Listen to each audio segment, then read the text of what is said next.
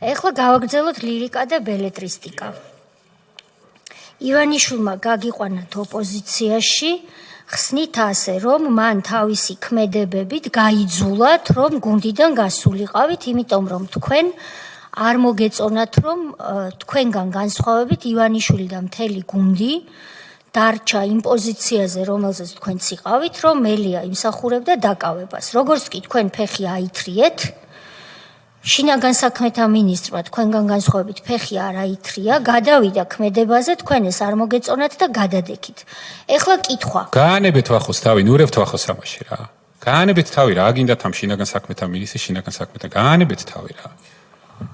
ესე იგი თქვენ მე მგონი წითელი ჯვარი ხართ თუ შინაგან საქმეთა მინისტრი ყოფილი არ ვიცი, ხან დეპუტატებს ყავას უსხამდით იმის მაგივრად, რომ შტურმი მოგეგერიებინათ პრომაღალ კვალიფიციურად.